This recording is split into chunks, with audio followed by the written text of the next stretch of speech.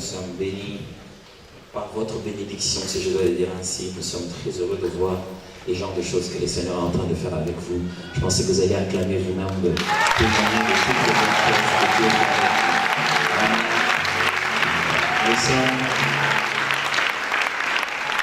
Quand je suis venu pour la première fois, je crois que c'est avant même le culte ou c'était les premiers, vraiment tout au début. Premier jeudi, voilà, donc on était à Kiwele.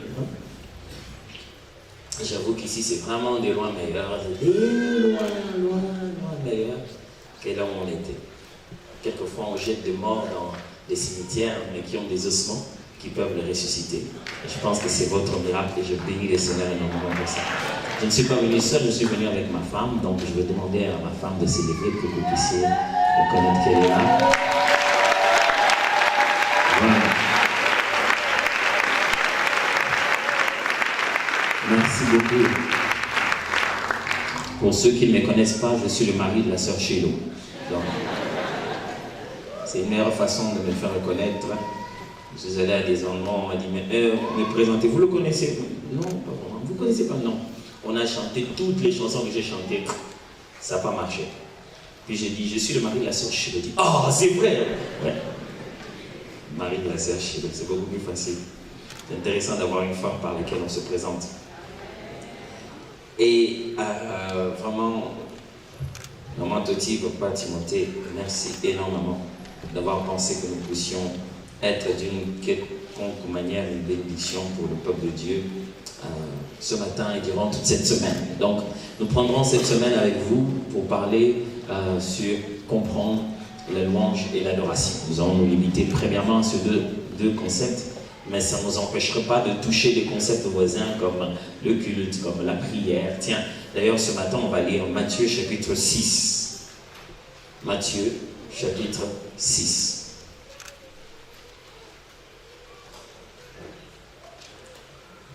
À partir du 5e au 8e verset, Matthieu chapitre 6, 5e au 8e verset, je vais lire. Lorsque vous priez, ne soyez pas comme les hypocrites qui aiment à prier debout dans les synagogues et au coin des rues pour être vus des hommes. Je vous l'ai dit, en vérité, ils reçoivent leur récompense. Mais quand tu pries, entre dans ta chambre, ferme ta porte et prie ton Père qui est là dans le lieu secret, et ton Père qui voit dans le secret te le rendra. En priant, ne multipliez pas des vaines paroles comme les païens qui s'imaginent qu'à force des paroles, ils seront exaucés. Ne leur ressemble pas, car votre Père sait de quoi vous avez besoin avant que vous le lui demandiez. C'est là que nous allons nous limiter pour aujourd'hui.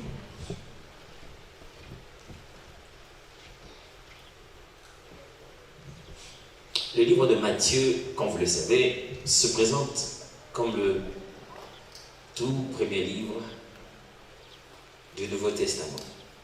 Matthieu, Marc, Luc, Jean.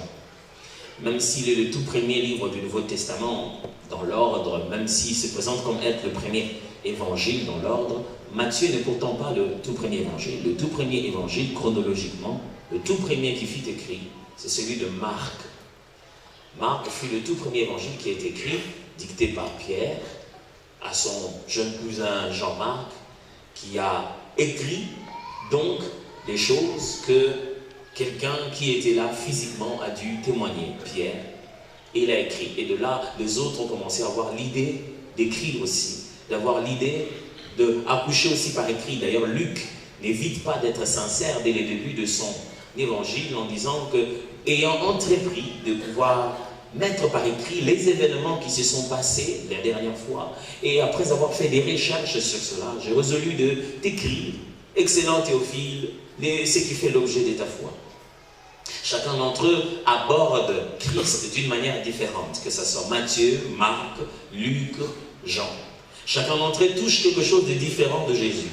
Mais la raison pour laquelle on a choisi Matthieu pour être le tout premier évangile dans nos Bibles à nous, c'est simplement parce que Matthieu, lui, parle de Jésus le Messie, le roi d'Israël.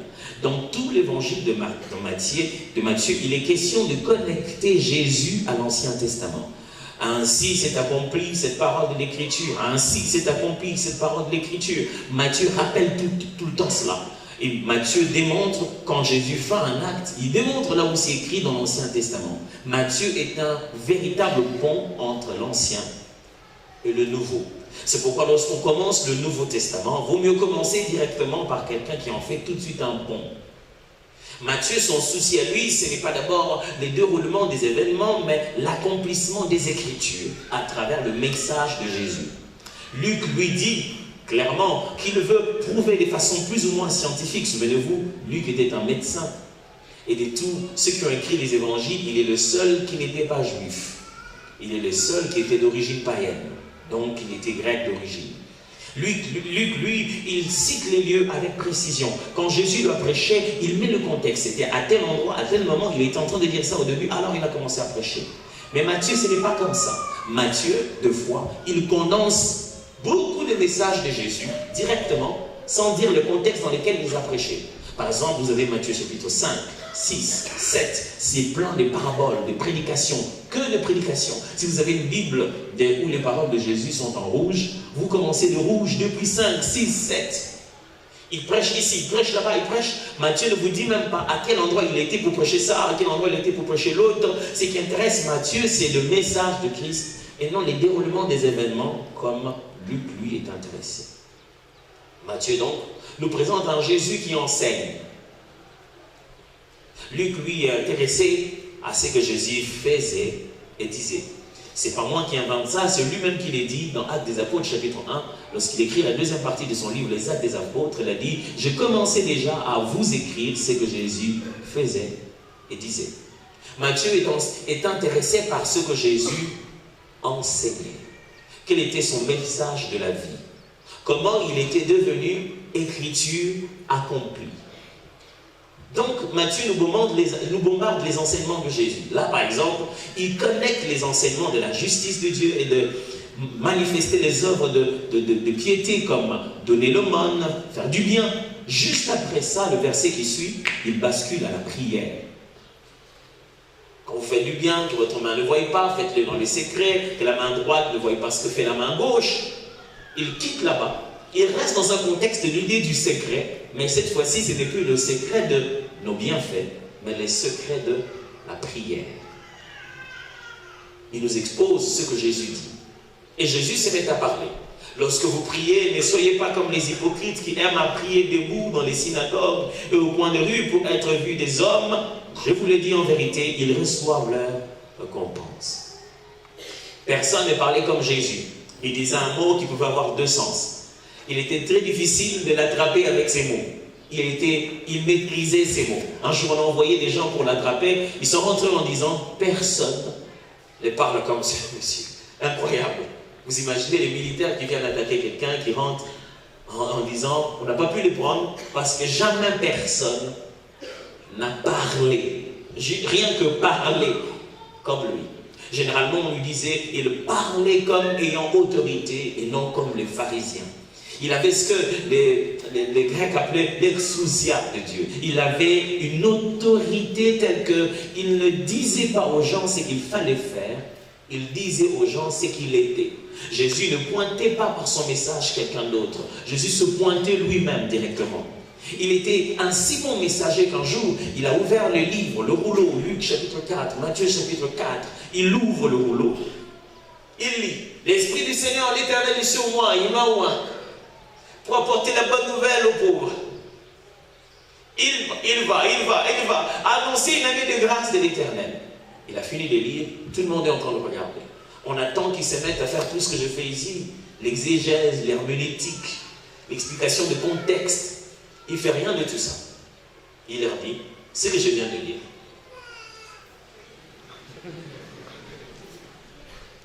Il ne parlait pas seulement, il était la parole. Que dis-je? Il est la parole.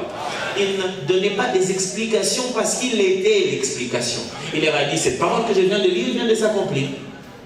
Il n'y a pas d'explication. Vous voyez là, on a dit guérir le malade. Je vais commencer maintenant. Vous voyez là, on a dit, ça a commencé. Ça, c'est Jésus. Et quand il enseigne avec précision. Il peut enseigner très peu dans quelques versets, mais il enseigne avec un but. Jésus enseignait intentionnellement. Il n'enseignait pas seulement à ses quotidiens. Vous pouvez sentir que Jésus, quand il enseignait, il pensait à nous. Un jour, une femme est arrivée, la femme qui a lavé les pieds de Jésus. Jésus leur dit non, dérangez pas cette femme. Elle a embaumé mon corps. Elle a déjà mis les parfums pour l'embaumement de mon corps. Et Jésus dit, partout où l'évangile sera prêché, on parlera de cette femme. On sent que Jésus, dans ses actions et dans les circonstances qu'il vivait, il pensait déjà à partout. Il pensait à Golf, au centre missionnaire Philadelphie, à Bouchy. Il pensait, un jour je devais être devant, comment je dois enseigner ces choses. En parlant à ses contemporains, Jésus nous voyait nous aussi. Donc quand Jésus dit, lorsque vous priez, ne soyez pas comme les hypocrites, il ne les dit pas seulement aux Juifs de l'époque. Il les dit maintenant, ce matin, à nous tous. Lorsque vous priez, ne soyez pas comme les hypocrites. En introduction à ce qui va se passer comme séminaire demain, j'aimerais déjà aujourd'hui ne pas seulement me limiter à donner des explications, mais nous pousser déjà vers une vie d'intimité avec Dieu. C'est pourquoi je choisis d'expliquer ce texte concernant la prière et la relation qu'on a avec Dieu. Puisque ce qu'on va enseigner pendant la semaine, ce n'est pas une théorie. Puisque ce qu'on va enseigner pendant la semaine, ce n'est pas pour que vous compreniez seulement, mais c'est pour que vous appreniez à vivre cela. Et donc, je prie Dieu qu'à la fin de ce message, vous soyez déjà enflammés de l'intimité avec lui. Déjà de ces dimanches, des envies de rester seul avec Dieu commencent à bouillonner au-dedans de vous. Et voilà, Jésus dit, quand vous priez, ne soyez pas comme les hypocrites. Les hypocrites.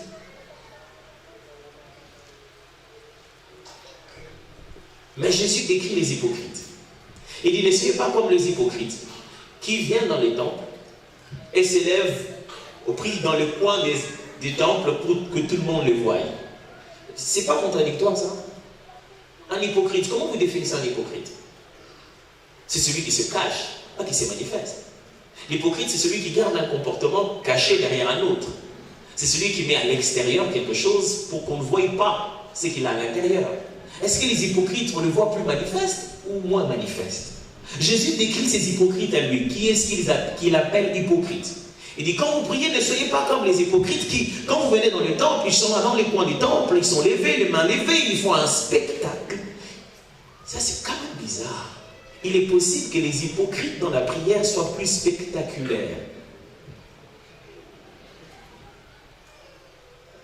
Il est possible que les gens aient les mains levées en train de crier, mais Jésus dit, les plus spectaculaires dans les temples sont de foi hypocrites.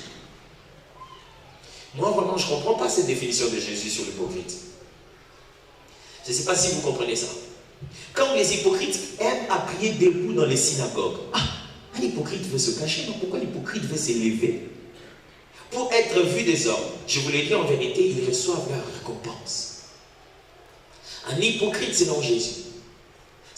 Les hypocrites, ce ne sont pas ceux qui cachent ou qui se cachent, mais plutôt qui montrent aux hommes au lieu de montrer à Dieu.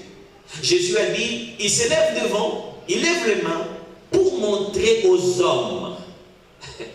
Malheureusement, ça s'est beaucoup développé dans nos églises. On nous le dit même à la chair. Bien aimé, on va acclamer pour que les voisins entendent. Tu ne pries pas pour les voisins. Malheureusement, on est tellement habitués justement dans nos systèmes d'église, ce sont les modérateurs que tu dis, bien aimé, nous devons nous lever, nous avons acclamé le Seigneur, nous avons dansé. C'est devant qu'on nous donne les ordres sur comment nous devons nous comporter, à telle enseigne que toute la foi chrétienne, toute la vie de prière est devenue l'ensemble des choses que nous faisons à l'extérieur, au lieu que ça soit quelque chose qui se passe à l'intérieur. Je suis obligé de vous désillusionner que ce ne sont pas ceux dont les genoux sont par terre qui sont réellement prosternés au-dedans. C'est ce que Jésus est en train de leur dire. Ne vous laissez pas intimider par l'extérieur. Ne vous laissez pas intimider par ceux qui donnent toutes sortes d'aspects de spiritualité. Ceux qui crient très fort, quand la prière a baissé, leur voix est toujours en l'air. Oh Dieu Tout-Puissant! Ce ne sont pas nécessairement ceux-là qui vont jusque dans le lieu secret. Hypocrite! Non, il n'y en a plus dans nos églises. On est des églises spirituelles. Alléluia, gloire à Dieu. Jésus dit, ils crient dans les temples, mais ils ne sont pas ce qu'ils font. Ils sont hypocrites. Avez-vous déjà remarqué qu'il existe dans la vie des gens qui ont un comportement tel que, même s'ils ne te connaissent pas très bien, dès que tu es en public, pour montrer aux gens qu'ils se connaissent avec toi, ils viennent directement t'embrasser très fort. Et maman te dit, vraiment, maman te dit. Tu-même, tu te poses la question, c'est qui vraiment? Je le vois de temps en temps à l'église, mais tu sais qu'il devient si amical comme ça parce que tu es aux yeux de gens et qu'il a vu le gouverneur au coin. Et parce que toi, tu causes avec le gouverneur, il s'est dit, je n'ai pas dit que maman tu causes avec le gouverneur, c'est un exemple. Alors, il ne faut pas aller la chercher à la fin. Et c'est dit, non, si j'embrasse maman Toti, il va voir que je connais maman Toti, et puis je vais lui demander des faveurs. Hypocrite. Toi et moi, on n'est pas aussi intime que ça. Pourquoi tu me salues devant les gens en donnant l'impression qu'on se connaît? C'est ce que Dieu est en train de dire. Pourquoi devant les gens tu donnes l'impression qu'on se connaît? On ne se connaît pas. Tous les jours, tu prends 10 minutes pour me parler. Quand tu viens au temple, tu veux démontrer que tu es un ami de Dieu. Vous ne vous connaissez pas. Vous ne vous connaissez pas. Vous savez, dans tous les couples, ça existe. Peut-être pas dans vos couples, à vous ou nous. Moi, j'ai un couple normal, pastoral, normal. Où il arrive des fois que vous avez quelques pépins, vous ne vous entendez pas. Oui, ça arrive. En plein milieu de la maison de Chilo et de Monapaté. Ça arrive. Ah.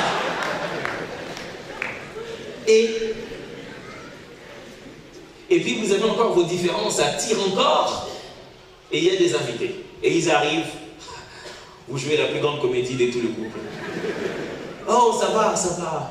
Oui, chérie, vous continuez à vous appeler chérie. Vous avez fait une petite trêve. Vous avez levé les drapeaux blancs en se disant, pour l'instant, on ne se bat pas. On s'occupe d'eux, on va se battre après. Oui, chérie, mais quand vous êtes là, vous dites, oh, quel couple merveilleux. Ah, ouais. Si tu venais dans le secret, tu saurais ce qui se passe réellement en ce moment. Alors Jésus dit, ne pensez pas que la manière dont il me parle en public, on est comme ça dans le secret. Quand il crie là devant, j'ai des choses à lui reprocher. Il ne veut pas passer du temps avec moi parce qu'il sait que je vais lui reprocher ça. Et quand il vient au temple, il lève les mains pour vous intimider, vous, et vous faire croire que ça va pas. Combien de gens s'élèvent à l'église pendant que ça ne va pas? Dieu donne-nous une église où ça va en intimité. Et les gens viennent ici pour se réjouir de ce qui va déjà. L'église est devenue un endroit où nous exprimons notre hypocrisie. Si Dieu devait sortir le dossier de chacun et dire, Dieu, toi et lui, comment ça va? Il dirait, ça ne va pas. Et l'église perd sa vie. Et l'onction ne se déploie pas dans l'assemblée. Quand l'église et l'assemblée, les réunions de prière deviennent des lieux de démonstration d'hypocrisie. Malheureusement, les hypocrites ne sont pas venus aujourd'hui. Lorsqu'on vient à l'église, donner les impressions d'eux.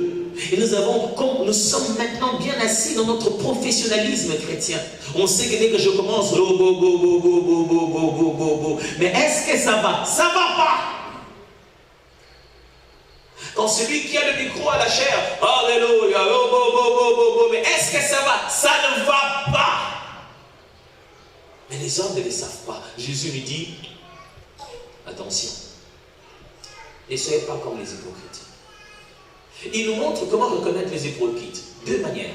Comment ils prient et où ils prient. C'est ça ce que Jésus est en train de dire. Qui aime à prier debout ou dans les synagogues au coin des rues. Pourquoi? Pour être vu des hommes. Les hypocrites, comment vous allez les reconnaître? Comment ils prient? Ils prient de manière à attirer les regards au milieu des autres. Pasteur, est-ce que tu es en train de dire, comme nous sommes dans l'assemblée, on ne doit pas s'agenouiller parce qu'on est hypocrite? Non, je ne peux pas dire ça du tout. Non, je ne peux pas dire ça du tout. Je suis juste en train de vous dire que les gestes et les gestuels de l'hypocrite sont motivés par ces raisons d'être vus des hommes. Et l'hypocrite, lui, il a sa façon de faire. Il sait ce qui va vous intimider. Un jour, un collègue m'a dit, il est allé dans une maison pour prier. Il devait prier pour leur maison. C'était même à Brazzaville, on l'a invité pour qu'il ait prié. Ils avaient quelques problèmes en famille. Il a dit, je suis arrivé, je voulais prier pour eux normalement. Mais les gens, c'est comme s'ils n'aiment pas les pasteurs sérieux. Hein? Vous avez déjà remarqué ça? Nous, les pasteurs avec les cravates comme ça, non, les gens. Les gens, quand ils ont des problèmes, non, ils ne vous appellent pas. Ils veulent chercher quelqu'un qui a beaucoup de cheveux, qui s'habille en tunique blanc, qui ressent les démons par le nez. Ça doit devenir mystérieux. Alors l'ami me dit, il arrive, c'est rend compte qu'il veut prier seulement, consacrer. Il dit non, il fallait consacrer notre maison. On nous a dit qu'il y avait des problèmes ici avant. Il vient, il veut prier et consacrer la maison. Il sent que la famille n'est pas à l'aise. Il y a un côté mystérieux qui manque. Je ne sais pas quel mystère vous voulez qu'une autorité fasse quand il donne un ordre. Je ne sais pas pourquoi vous voulez qu'il s'agite. Je ne sais pas. Celui qui a le pouvoir de commander ne s'agite pas quand il commande. Alors, vous préférez quelqu'un qui s'agite. Celui qui s'agite se bat. Moi, je ne me bats pas, j'ordonne, c'est différent. Alors, il a dit, bon, il a senti qu'il ne croyait pas à la prière. Il dit, ce jour-là, il leur a dit, je viens demain pour prier. Ce jour-là, il a cherché ses vestes blanches. Il était en blanc. Il dit, quand il entre, il ne cause pas avec les gens. Quand il lui salue, il répond seulement par la tête. Il entre, ils veulent prier, il leur dit, ok, on va prier. Il leur demande, il dit, chacun se met dans un coin de la maison, toi, le coin là-bas, toi. Il dit, cherchez-moi de l'eau. Vous allez prendre de l'eau, vous allez commencer à jeter, vous allez commencer à déclarer. Il dit, lui, il ne priait pas. Il faisait qu'il parlait en langue. Oh. Et au moment de prier, il crie très fort. Il dit, ce moment-là, j'ai senti la foi en eux. Ils sont sonnés, il dit, c'est quoi, sérieux. Écoutez-moi, Dieu est esprit. Il faut que ceux qui l'adorent en esprit et en vérité. La relation avec Dieu, elle est d'abord à l'intérieur. Elle n'est pas dans l'intimidation extérieure. Je vais vous demander, combien de minutes vous pensez qu'Élie a fait pour faire descendre le feu? Combien de gestes vous pensez qu'il a fait pour faire descendre le feu? Les prophètes des Baals, ils se sont même tailladés. Élie a juste demandé, il a parlé. Réponds-moi, Éternel, enfin que l'on sache que tu es Dieu. S'il y a une relation avec Dieu, c'est elle qui dicte nos gestes extérieurs. Mais nos gestes extérieurs ne sont pas la véritable relation intérieure.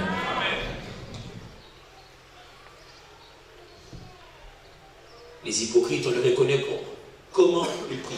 Il dit, ils sont debout. Dans les synagogues, ils sont debout. Quand les autres sont assis, vous les voyez debout. Quand vous passez, en tout cas, il y a des gens qui prient. Il dit, même dans les coins des rues, vous savez, si vous allez à Jérusalem, les ruelles sont très petites, ce ne sont pas vraiment de grandes routes. Alors, à l'ancienne époque, les gens se concentraient toujours à un endroit où vous pouvez trouver de l'eau et vous pouvez être sécurisé et construire un muraille autour pour être protégé contre l'ennemi. Donc, du coup, à l'intérieur, il n'y a pas de grandes avenues. Donc, vous pouviez passer dans les ruelles et vous voyez quelqu'un en ce coin, en train de zapper. En ce moment, en train de marcher là, vous passez sur les rues de Katouba, comme ça, vous trouvez quelqu'un en train de prier là, et en pleine rue comme ça. Il priait en pleine rue. Quelle vie de prière! En pleine rue. Pourquoi il n'a pas fait ça à la maison? Parce que personne ne le verra à la maison.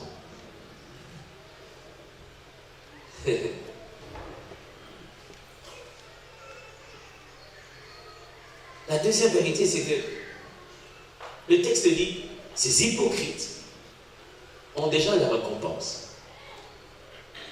Chacun a sa récompense dans la prière, mes frères, même les hypocrites. Jésus, quand il commence à parler de ce texte, à expliquer le domaine du secret, que ce soit dans l'aumône, dans les dons ou dans la prière, il finit chaque fois en parlant d'un concept appelé récompense. Il dit, ton Père qui est dans les secrets te le rendra. Celui qui a déjà fait dans le public pour avoir les yeux des hommes, les regards des hommes, il a déjà reçu sa récompense. Mais toi qui le fais à la manière de Dieu, ton Père, dans le secret, te le rendra aussi. Donc il y a une récompense tant pour celui qui le fait de la bonne manière, que celui qui le fait de la mauvaise manière. Et Jésus dit que quand celui qui le fait de la mauvaise manière, l'hypocrite, se met déjà à prier pour plaire au regard des hommes, il a déjà eu sa récompense. Si l'hypocrite a sa récompense, à combien plus forte raison celui qui cherche Dieu dans le secret?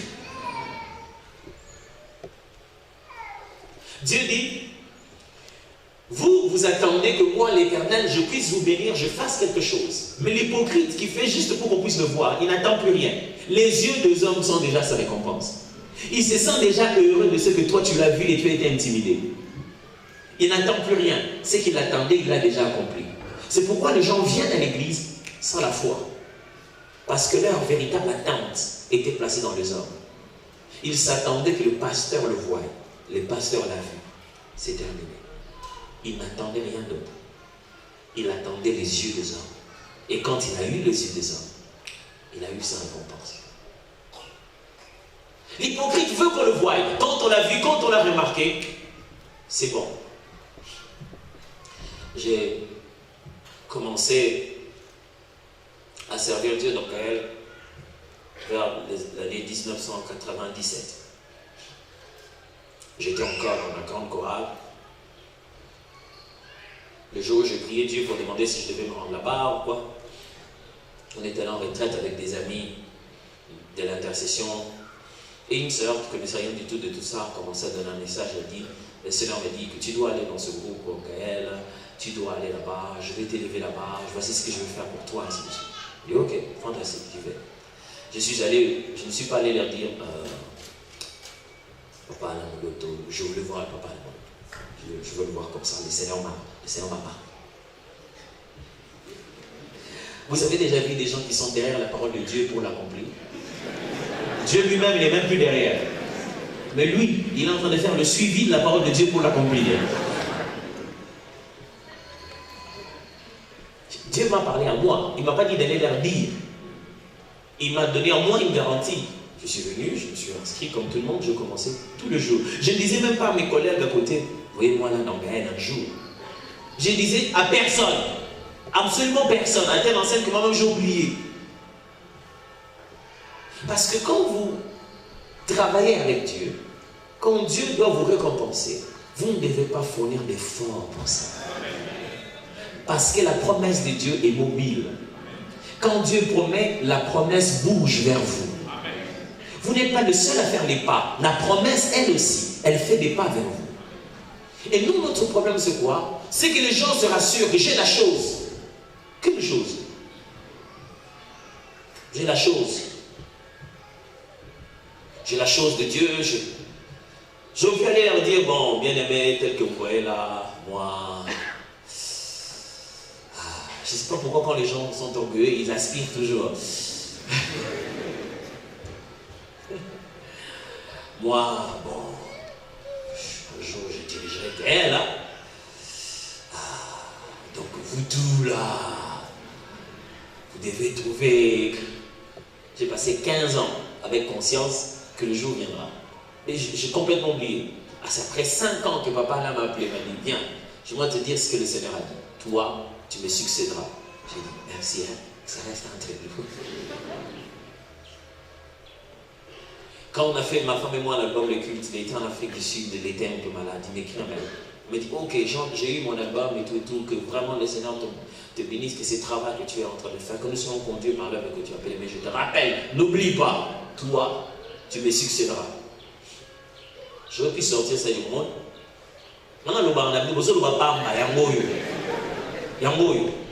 Si vous vous défendez, à quoi sert votre Dieu? Le père de Gédéon a dit, écoutez, si Baal est Dieu, que lui-même se défende.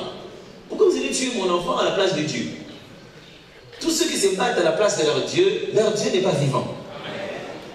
Tous ceux qui expriment à l'extérieur ce que Dieu lui-même devait exprimer, ils le savent qu'ils n'ont pas de relation avec Dieu.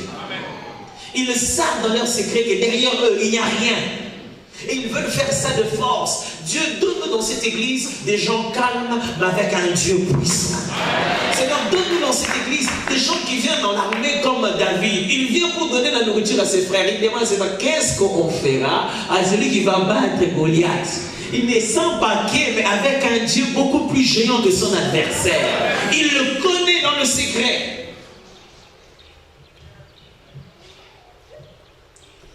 Verset 6 dit, mais quand tu pries, entre dans ta chambre, ferme ta porte et prie ton Père qui est là dans le lieu secret. Et ton Père qui voit dans le secret te le rendra.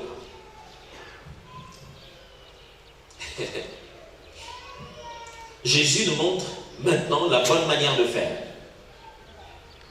Il commence par dire, toi, quand tu pries, va dans le secret. Ça veut dire, la prière n'est pas une option. Jésus ne dit pas, si tu avais envie et que tu pensais à un certain moment prier, alors voilà ce que tu dois faire. Il dit, non, non, non. Regarde comment l'hypocrite il fait. Mais quand toi c'est ton tour, c'est sous-entendu que tu dois prier. Mes frères et sœurs, la prière n'est pas une option. Vous ne pouvez pas être chrétien sans option prière. Est-ce que vous me suivez bien? La prière n'est pas une sorte de caprice de ceux qui n'ont encore rien eu dans la vie. Ceux qui prient beaucoup, c'est parce que Dieu ne les a pas encore donnés. Non. La prière est une respiration normale dans la relation avec Dieu. La prière n'est pas une option pour ceux qui n'ont pas encore été bénis. On ne prie pas pour être béni, mes frères. Du reste, l'une des raisons pour laquelle Dieu nous bénit, c'est pour qu'on apprenne encore à mieux rester avec lui dans sa présence. La bénédiction devait être en elle-même une raison de prier encore. Jésus ne dit pas, si tu penses prier, dis toi, quand tu pries, c'est-à-dire c'est déjà attendu comme ça, c'est déjà considéré comme ça. Toi, tu vas prier. Mes frères et sœurs, la prière n'est pas aux intercesseurs. La prière est pour les enfants de Dieu. Seigneur, fais de cette église une église de prière. Je prends toujours mes collaborateurs quand on se rencontre pour prier. Je leur dis, ok, tous mes collaborateurs des cultes ces jours-là, ils avaient l'impression que j'allais les tuer. Je dis non, on va passer juste un mois et demi, on va prier ensemble. Venez tous chez moi, j'habitais à l'époque à Kinsuka. Donc pour ceux qui connaissent Kinshasa, Kinsuka c'est vraiment Souka. Et donc vous dépassez, allez, vous allez vraiment de l'autre côté du fleuve. Et je leur ai demandé de quitter chez eux, d'être chez moi à chaque fois à 6 heures juste pour que nous prions ensemble. Ils faisaient des efforts, ils venaient, ils couraient, ils venaient, certains venaient. Alors quand on arrive, je leur ai appris, voilà, la prière c'est ceci, nous devons prier, la vie d'adoration c'est notre vie. Et je leur ai appris à exercer leur don de parler en langue. Exercer, mes frères. Quand on parle de don, on parle d'exercer. Pourquoi? Parce que c'est-à-dire que c'est à force de pratique que ça s'aiguise. C'est pas quand ça arrive de temps en temps, c'est à force de pratique que ça s'aiguise, que ça devient meilleur. Je leur dis, ok, voilà ce qu'on va commencer à faire, on a 1 heure. Premier jour, je leur dis, on va apprendre comment prier, tout ça là, exercer votre don de langue. On va prier pendant 5 minutes. Je leur dis, on va parler 5 minutes, on va pas dire des paroles, on dit notre langue, on va juste parler en langue. On commence, ok, top. Il y a des gens qui me disent, mais on n'a même pas développé le climat, l'atmosphère. Moi, j'aime bien quand on chante un chant, alors je parle en langue. C'est-à-dire que tu as du mal à parler swahili, parce que chaque fois, il faut une musique pour que tu parles swahili. Alors, on a commencé, on n'a pas parlé. Le deuxième jour, on dit non, on va passer à 15 minutes. 15 minutes. Le troisième jour, on dit on va passer à 30 minutes. Le quatrième jour, on dit on va passer à 45 minutes. En 5 minutes, après, j'ai dit on va passer à 1 heure. On va passer 1 heure à parler en langue. Si tu ne peux pas parler 1 heure en langue seule, allez, tu ne sais pas ce qu'on appelle servir. Tu ne connais pas comment Dieu se sert de toi. Tu vas prêcher, faire tout, mais quand on parle de diriger un service, tu ne comprends pas la connexion qui se fait avec l'Esprit de Dieu. Je n'en fais pas une loi, mais je me dis que dans la pratique, c'est très très important. Et on a commencé à apprendre à prier 45 minutes, 1 heure. En langue. Il y a eu même des réunions où les matins ils sont venus, moi je devais partir, je dis non, restez là-bas, priez en langue. Dès qu'ils entrent dans la parcelle, quand ils entrent, et même commencent là.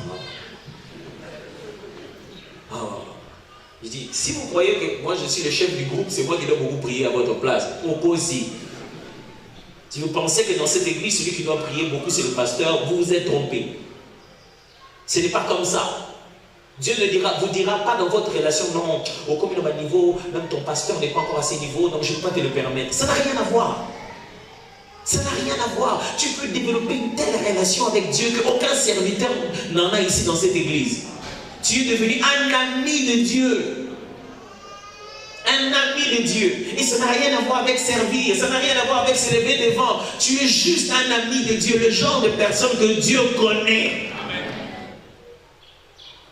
Et ça n'a rien à voir avec travailler ou ne pas travailler à l'église. Ce n'est pas une option, ce n'est pas pour ceux qui ont le temps. David aimait tellement adorer Dieu quand il était seul. Après, il est devenu roi. Vous savez ce qu'il a fait? Il a fait construire un genre de corridor entre son palais royal.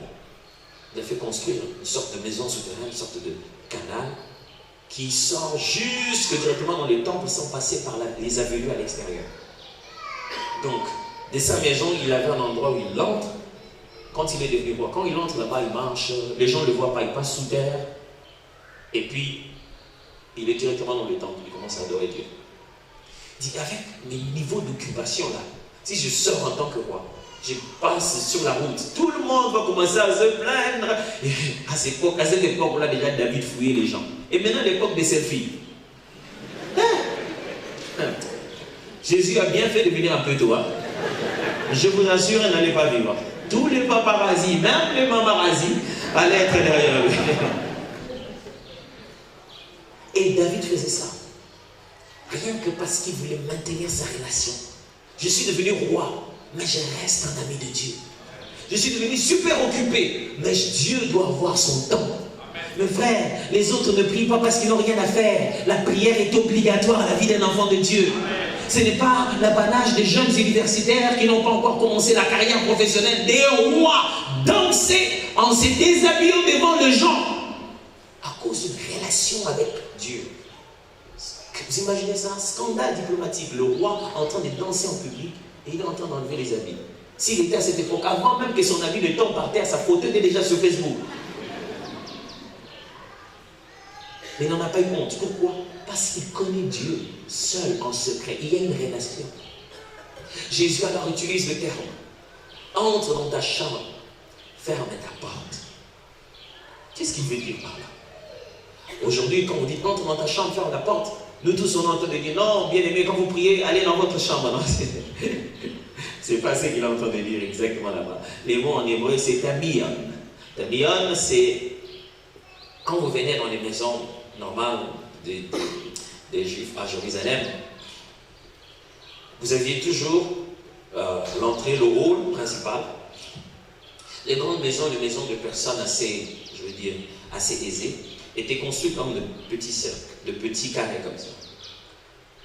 Ce qui veut dire, quand vous entrez, vous avez une sorte de cour, et vous avez là-bas la maison principale, de l'autre côté, là où certains serviteurs habitent, et de l'autre côté, on appelait ça des chambres, des pièces éloignées, des pièces des discrétions, des lieux secrets, des lieux où soit on allait entreposer les choses qui étaient vraiment distants de tous les systèmes de la vie de la maison. On n'y allait pas à tout moment. C'était juste des endroits vraiment propres pour entreposer les choses, pour aller dans un moment de repos. Donc c'était éloigné du système de la vie de la maison. Là où les enfants criaient, là où les convives venaient, ce n'était pas là-bas. Pour ceux qui n'avaient pas assez d'argent, ils le construisaient comme ça. Et ils montaient à un niveau plus élevé qu'on appelait la chambre haute. Et donc, c'est-à-dire, c'était la dernière partie de la maison, au-dessus, en dehors de tout dérangement. Les gens n'y arrivaient pas là-bas s'ils ne vont pas là-bas. Vous voyez? Si vous êtes au deuxième niveau, que vous avez un troisième niveau, quelqu'un peut passer par là, parce qu'il va au troisième niveau, il passe au deuxième. Mais quand vous restez qu'au troisième, quelqu'un ne peut pas venir au troisième s'il ne vient pas au troisième. Alors du coup, on mettait une chambre au-dessus, à la fin de toutes les autres chambres, et on y allait emmagasiner les choses. C'était le grand magasin où on allait sortir les choses dont on n'a pas besoin à tout moment. C'était donc une pièce comme ça, un magasin, un lieu d'entreposage où on n'allait pas à tout moment, qu'on appelait le lieu secret. Quand on dit « va dans ta chambre », le mot qui est là en anglais, c'est « tabion », va dans ta pièce éloignée. Ça ne parle pas de ta chambre à coucher. Parce que tu l'as vu déjà avec ton mari. C'est que tu dis, ah, moi quand je vais prier, toi tu me déranges. La Bible dit, il faut prier dans la chambre. Moi quand je vais prier dans la chambre, toi tu viens me déranger. Non, l'idée ce n'est pas la chambre. L'idée c'est la pièce éloignée de la maison dans laquelle il y a moins d'activité. Si votre pièce éloignée de la maison c'est votre magasin, mettez-y de la propriété. Allez prier là-bas. Vous avez déjà regardé le film qu'on appelle War Room? Déjà, oui. Vous savez comment il a fait son War Room? Sa pièce de prière, c'était son placard, n'est-ce pas? Là, il mettait ses habits, n'est-ce pas? C'est là que c'était venu son lieu de prière. War Room, c'est un film chrétien qui parle d'une femme qui avait des problèmes dans son couple et qui a appris à prier à travers une autre dame qui l'aidait beaucoup à prier. Elle lui a appris comment combattre dans la prière. Ce qu'on appelle un War Room, c'est une pièce de stratégie de combat, là où dans des guerres militaires, les grands militaires se mettent ensemble pour étudier les stratégies pour se battre. Alors, elle appelait sa pièce de prière le lieu où on étudie les stratégies de combat. Quand vous voulez prier, mes frères et sœurs, développez chez vous, où que vous soyez, un petit tamir, votre propre chambre. Parce qu'il y a des gens qui passent peu de temps dans leur vraie chambre et plus de temps au bureau. Est-ce que vous êtes en train de me suivre? Non, je m'avance. Est-ce que vous êtes avec moi? Quand on dit chambre, ça ne veut pas dire à la maison.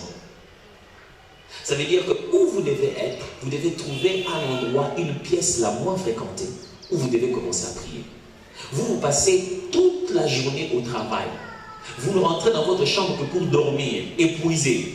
Trouvez au travail votre tamir. Vous me suivez très bien? S'il y a une pièce où vous allez vous reposer, c'est là-bas que vous allez vous reposer, allez là-bas. Je connais des amis qui ils travaillent tellement que le seul moment qu'il a, c'est la pause. Alors il ne fait pas la pause avec tout le monde. Il prend son argent, il va dans un McDo, il prend une chaise dans un coin, il commande quelque chose, il s'assied là-bas. C'est là-bas qu'il va prier. Du début jusqu'à la fin, il prie, il passe 1 heure du temps, c'est 1h30 de pause, il prie. C'est votre problème à vous, c'est que vous ne priez pas, vous criez. Vous ne savez pas comment crier maintenant dans un McDo. Il prie, il finit de prier, il rentre au boulot. Un autre le fait chaque fois dans les douches. Ils ont un espace avant d'arriver dans les toilettes. Ils ont comme un genre de hall où les gens viennent pour arranger les chaussures et tout. Donc lui, chaque fois, il va là-bas pour 1 heure. Il prie, il finit. Parce que mon frère, si vous ne créez pas un lieu secret, vous allez commencer à vous énerver de Dieu parce qu'il vous a donné un travail qui vous empêche de prier. C'est faux. Dieu ne vous donne jamais un travail qui vous empêche de prier. C'est vous qui ne savez pas comment créer le lieu secret. Voilà là où ça va vous choquer. Dans la culture hébraïque, l'idée du lieu secret de foi est substituée par ce qu'on appelle une talit. Vous savez, vous avez déjà entendu le mot talit. Talit, c'est un genre de voile que les Hébreux, les Juifs, utilisent quand ils prient. Vous voyez, les gens, quand ils vont à Jérusalem, ils ramènent ça généralement. Un truc tout blanc comme ça, là, qu'ils mettent dessus. Vous avez vu ça déjà? Blanc avec des raies bleues comme ça. Qu'ils portent de foi sur les épaules comme ça. Alors, quand ils mettent ça dessus. Alors, les Juifs avaient l'obligation, si un homme veut prier, surtout devant le muraille ou dans la prière, dans des moments où il veut lire la Sainte Parole, il devait se voiler avec la talit. Il met la talit dessus et commence à prier. Et le Juif appelait ça entrer dans le lieu secret. C'est-à-dire, ça ne dépend pas de l'endroit où tu es. Le lieu secret n'est pas extérieur, il est intérieur. Donc, il fallait juste se couvrir de toute distraction de gauche et de droite pour focaliser son regard sur la parole de Dieu. Le lieu secret n'est pas chez vous à la maison. Le lieu secret est avec vous partout où vous êtes, si vous décidez de commencer à parler avec Dieu. Le lieu secret est d'abord spirituel, mes frères. Toi, tu fais 1 heure pour conduire, aller jusqu'à Fouroune. C'est là, dans ta voiture, que se trouve le lieu secret. Mais toi, dans ta voiture, tu es distrait. Tu fais qu'appeler, Robert, Denis. Il faut que je fasse attention avec les signes de ma... Hey! Non. Vous aurez mal à la vie. Vous allez faire un signe de main comme on fait avec les téléphones. Je dis, donc, il appelait.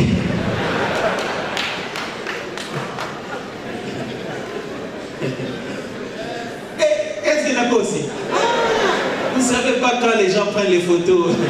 Vous savez, Dieu, il a beaucoup d'enfants. Donc, il a des enfants qui prennent des photos, il y a des enfants qui... Dieu a beaucoup d'enfants. Il a des enfants qui volent les autres les téléphones pendant les cultes. Ils s'appellent tous des enfants. Dieu, il a beaucoup d'enfants. C'est à ce moment-là que toi tu appelles Robert, comment ça va? Rigobert. Tu passes 1 heure pour conduire jusqu'à aller à l'autre. Kassoupalé, ça. C'est là que tu travailles. Et tu dis que tu n'as pas le temps de prier. Qu'est-ce que tu fais pendant 1 heure? L'être humain est tripartite. Il peut avoir 3 expériences différentes simultanément. Tu peux être en train de faire quelque chose de ton corps, quelque chose de ton âme, quelque chose de ton esprit. C'est comme ça que c'est totalement logique. Si tu as appris certaines choses d'une telle manière, ça devient des réflexes. À telle enseigne que toi-même, des fois, tu te réveilles, tu conduis. Parce que tu es tellement habitué à déposer des enfants, tu te retrouves, tu es déjà sur le chemin de déposer des enfants. Hey, j'allais au bureau. Comment tu es allé là-bas? C'est un réflexe, c'est déjà en toi, ton corps, tout en toi, c'est déjà programmé de cette manière-là. Or, au moment où tu étais en train d'aller à l'école des enfants, tu pensais à quelque chose d'autre. Tu pensais à quelque chose au bureau, qui est totalement différent à ce moment-là. Mes frères, c'est à nous de créer notre meilleur. Vous avez retenu le mot, hein? C'est nous qui créons notre chambre, notre lieu secret. Ce n'est pas toujours la pièce appelée chambre chez vous à la maison. C'est un lieu que vous mettez hors des enfants, hors du mari, hors de qui que ce soit d'autre, que vous avez juste mis à côté de vous en vous disant, quand je vais là-bas, rien ne me distrait. Quelquefois, ce lieu-là n'est pas loin. Ce lieu-là, c'est seulement éteindre les téléphones, c'est débrancher le WhatsApp, mais au même endroit où tu es seulement, te déconnecter seulement de tout ce qui peut te distraire, et te voilà dans le lieu secret. Il dit, quand tu es dans le lieu secret, alors, prie ton Père. Les secrets basés sur une relation, mon frère. Dans les secrets, on ne peut pas partager des secrets sans une relation. Un jour, j'écrivais, je cherchais la définition du mot intimité. Et j'ai trouvé une belle définition qui dit, l'intimité est une condition propice au secret. C'est une condition dans laquelle on est à l'aise à se partager des choses secrètes. C'est ce qu'on appelle de l'intimité. Et j'entends beaucoup ce mot-là à l'église. Je vais vivre une vie d'intimité avec Dieu. Les jours où tu es intime avec Dieu, c'est que ce jour-là, il peut te dire des choses que tu ne peux pas dire. Quand tu commences à être capable de savoir des choses pour lesquelles tu ne peux pas parler, tu deviens un ami.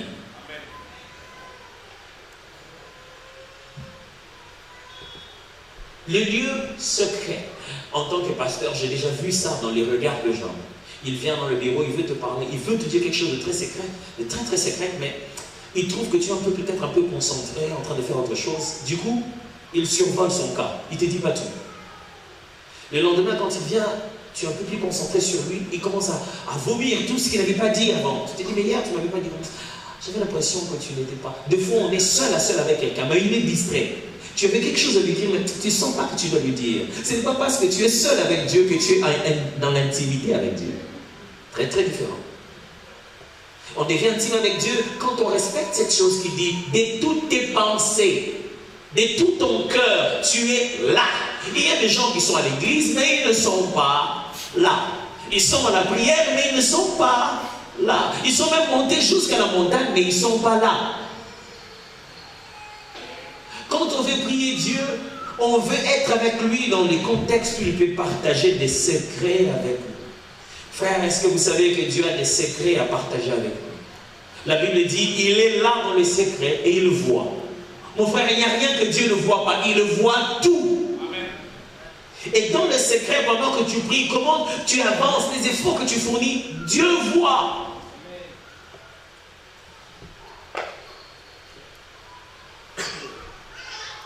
Et la bonne nouvelle de tout ça, c'est que la récompense de celui qui prie en secret est toujours publique.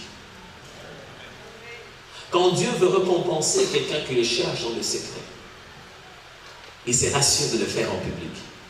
Il dit un jour à Josué, aujourd'hui je commencerai à t'élever aux yeux du peuple.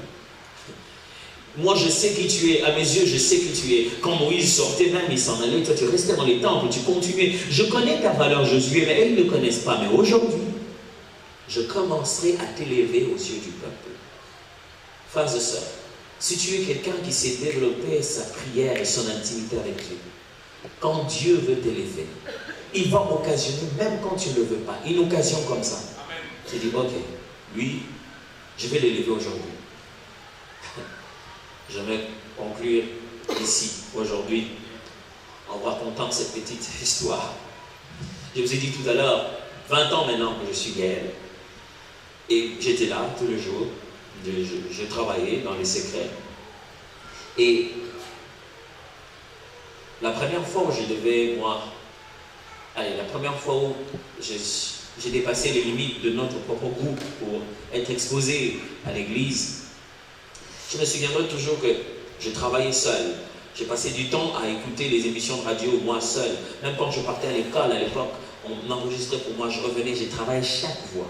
Chaque fois, quand je dis chaque voix, donc, je travaillais comment imiter Franck, imiter Blaise, imiter Francis, imiter Papa Alain, imiter Joël, et imiter Henri.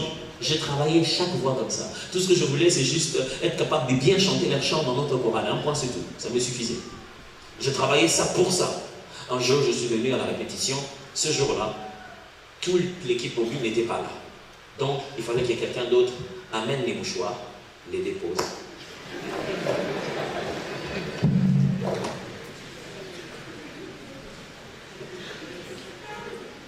Il fallait que quelqu'un d'autre chante un autre chant. Donc, tout le monde ne maîtrisait pas encore les paroles. Moi, je les maîtrisais bien, très très bien. Je le répétais tous les jours. Il dit, qui connaît tel chant? Personne ne levait la main. Qui connaît tel chant? Personne ne levait la main. Je dis, ah, ce sont un tombeau les années. Il dit, moi je connais, venez frère. Je viens, je chante, tout le monde dit, waouh, comment il connaît ça? Comment il a imité si bien? L'autre jour, il est arrivé, un membre de l'équipe mobile était venu, c'était Hugo, le pianiste, il dirigeait la répétition. Il dit, mais moi je ne suis pas chanteur, il faut que vous m'envoyiez quelqu'un pour chanter. On m'a appelé. Je suis encore venu, le frère là, il chante. Vous savez, il y a des gens, à l'époque on vous appelait le frère là. Et je suis venu, et j'ai chanté encore. Ah, c'est bien. Et puis celui qui dirigeait la grande chorale a dit, je vois que tu commences à diriger les répétitions. Moi j'ai dit, je sais seulement chanter, pas diriger. Il dit, non, mais il faut donner les voix. Du coup, je commence à travailler les voix, à chercher les voix. Ça c'est comme ça. À l'époque, je n'étais pas encore à l'école de musique. Je n'étais pas encore allé à l'INA. Donc j'ai commencé à apprendre moi-même. J'ai appelé un collègue en classe. Je lui ai dit, comment on trouve les voix alto, soprano? Il m'a montré. Ah, j'ai commencé à bosser dur avec des cassettes. Tu appuies, puis tu reprends. Et je commençais à donner les voix aux autres. Un jour, je ne sais pas si c'était Papa Alain arrivé, il a décidé de faire quelque chose qu'il appelait une seconde ceinture, donc une deuxième ceinture qui allait accompagner l'équipe mobile. Alors il a dit, on va faire des tests à tout le monde. Tout le monde, oui. Je viens, je passe mon test, je passe. Puis on dit, ok, on va chanter un chant. C'était un chant qu'ils ont chanté un samedi à l'émission. Je dis, bon, ok, les autres n'étaient pas là. Je crois que celui qui chantait normalement ce chant-là, c'était Henri, il n'était pas là. On m'a dit, bon, on veut prier maintenant, est-ce que toi tu ne peux pas chanter ça? On m'a dit, moi, oui. Ok. Le chant en question n'était pas un chant avec des paroles connues, c'était un cantique populaire. Donc il improvisait ce jour-là. Moi, j'ai connu les premiers pas de ma foi chrétienne, j'étais en Bujumaï, quand il y avait le réveil de l'église Bethel.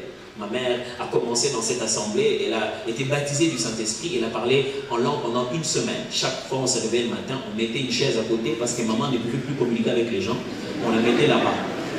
On mettait une chaise, mon père était fâché comme pas possible. Chaque fois qu'on s'approchait vers les réveils, là, pendant une semaine.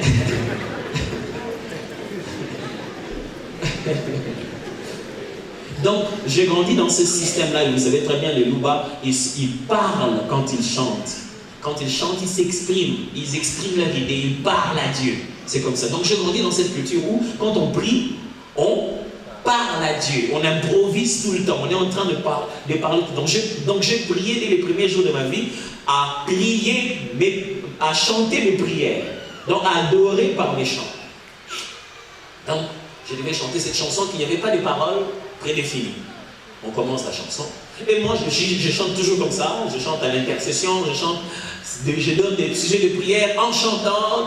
C'était comme ça ma vie. Et ok, on commence à chanter. Je commence à chanter. Bon, moi, je m'en foutais si c'est chanter les choses qui étaient à l'émission ou pas. Moi, je chantais ce qui me venait. Tout le monde était étonné que je chante des paroles comme ça. Il dit, c'était bien où ces paroles-là? Ce n'est pas les paroles qu'il y avait à l'émission. Où est-ce que tu as trouvé ça? J'ai dit, moi, je priais, moi, j'adorais Dieu. Je fais comme je fais avec Dieu tous les jours dans le secret. Et puis, un autre jour, Papa Alain devait prêcher. Tout le monde était là, la chorale, on avait fait la synode. Tout le monde était là, celui qui devait prêcher. On m'a demandé de modérer. Je viens, j'ai fini de modérer, et lui, il est venu. Il a prêché. Quand il a fini de prêcher, il a dit, le frère là qui modérait. J'étais là. Il m'a dit, est-ce que tu peux venir conduire ce moment d'adoration? Je dis, ok, sans problème. Tu avances. Même quand on t'appelle frère là, c'est les temps où Dieu veut que tu sois là. Vous voyez, ça n'a rien à voir. Quand Dieu se dit, je pense que ce qu'on fait lui et moi en secret, je voudrais que beaucoup de gens le fassent aussi. C'est ce jour-là où Dieu commence à t'élever. Je suis dit, bon, ok, je viens. Donc on ne m'a pas donné de chant, il ne m'a rien donné. Je dois conduire l'adoration comme ça là. Après Papa Alain Moloto. Dis-moi mon nom, hein. C'est-à-dire, c'est papa Alain Moloto qui avait le micro. Et il a fini, et c'est lui qui t'appelle pour que tu conduises l'adoration. Vous imaginez la paralysie? J'ai dit encouragement, je prie le micro, on va adorer Dieu. Je ne sais même plus quel est le chant. Est-ce que c'était ce chant-là? Oui, je pense que ça doit être celui-là. J'entendais le chant, Alléluia, Alléluia. On a commencé à adorer. Il était par terre. Le lendemain, moi, je suis parti, le lundi, c'était un dimanche, je suis monté au campus pour m'inscrire. Et comme je rentrais, c'était avec l'argent de transport, mais on n'avait pas, on faisait les pieds. Pendant que moi je faisais les pieds, comme je n'avais pas de téléphone, papa Alain, à la fin, il est allé voir notre responsable de la chorale et dit, demain, je veux que vous puissiez m'amener ce jeune homme, je veux voir ses parents. Je veux qu'il devienne membre de l'équipe mobile. Ils étaient en train de préparer le premier voyage pour aller en Europe.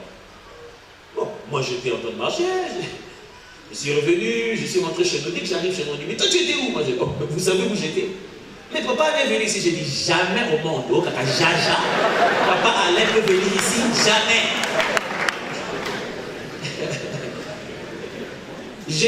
Mes frères, je vous dis la vérité, j'ai fait 2 semaines avant de croire en ça. Je pensais que c'était une blague. Ma mère m'a dit, mais papa Alain était venu ici, il est venu te chercher. Voilà.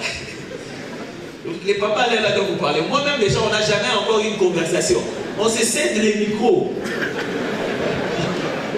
Il ne connaît pas chez nous. Il ne connaît pas chez nous. Non, il est venu avec une autre dame qui était brune comme ça. Je dis, bon, la dame brune, où est-ce qu'ils la connaissent? Parce que c'est elle qui était une responsable de la chorale. Il dit, non, c'est pas vrai. C'est parti. 1 semaine, 2 semaines après, on devait faire un clip à la parole du salut. J'arrive. Ah! Comment ça va? J'ai dit, oui, ça va. Il dit, mais toi, c'est difficile à trouver, hein? Tu n'es jamais à la maison. Non, mais toi, hé! Rien, Nico? Et puis, il me pose la question, vraiment, vous devez toujours vous rassurer que vous en avez dans la vie, parce que ça m'avait fait rater le premier voyage. Il m'a dit, est-ce que tu as un passeport? Moi, j'ai dit, non.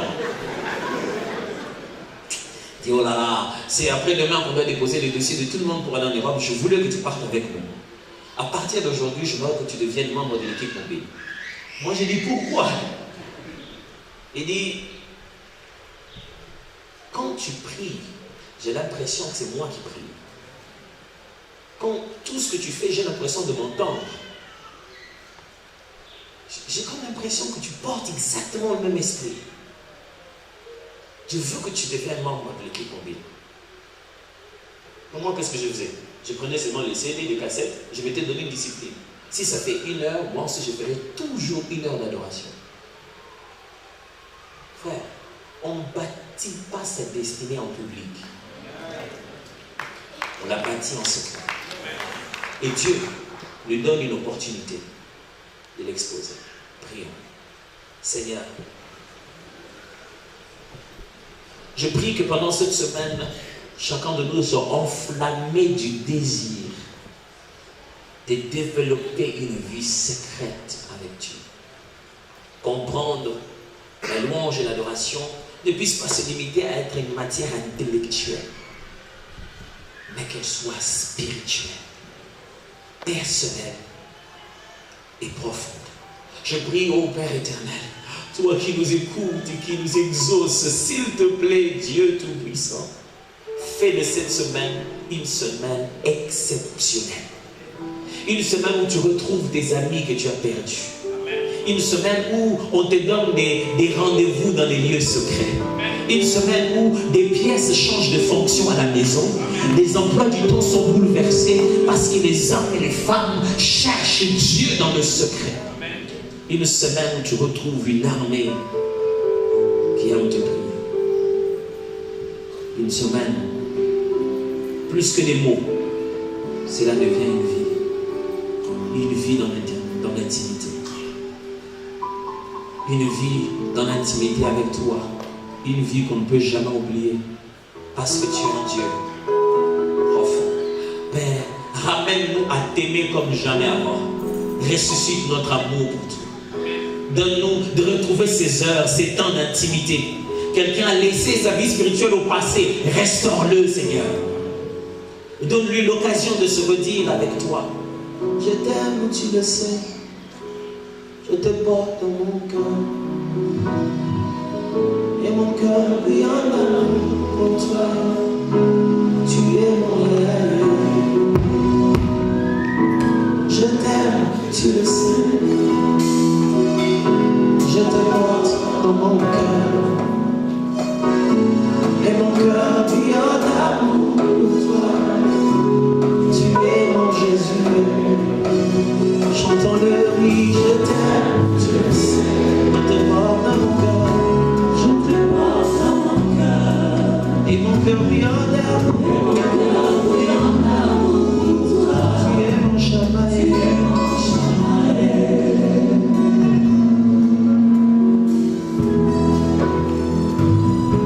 Seigneur, nous t'aimons.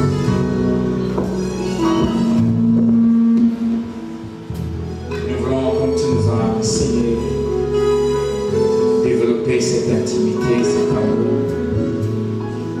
C'est la seule avec toi. Je voulais prier pour quelqu'un qui n'a jamais connu ce temps de serre à serre et qui veut commencer à avoir. Si tu peux te lever.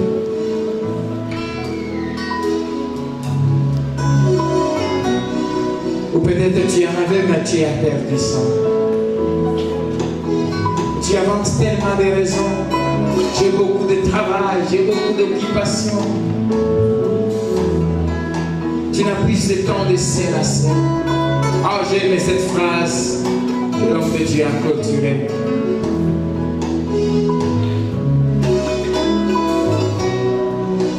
Le succès se prépare en secret.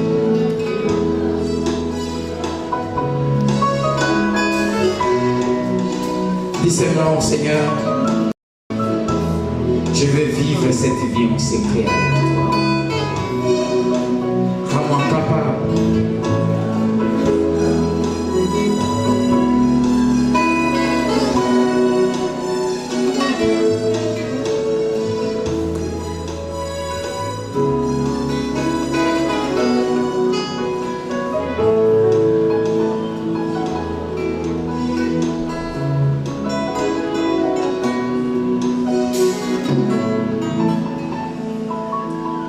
Par moments, je me pose la question de savoir par où commencer. Comme en 5 minutes, je ne sais même pas quoi dire. Mais ma prière pour nous ce matin, Seigneur, est que tu nous donnes cette capacité, cette force, cet amour pour toi. Que nous puissions développer ce caractère de te chercher. Seigneur, que quand nous allons lever nos mains, que ça ne soit pas par hypocrisie, mais que ça soit parce que nous voulons élever nos mains en ta présence. Et que chaque fois que nous allons élever nos mains, que ce soit pour notre victoire. Mon Dieu, fais-le, parce que c'est ce que tu veux pour nous. Laisse que le Saint-Esprit continue à nous faire du bien. Au nom de Jésus. Amen.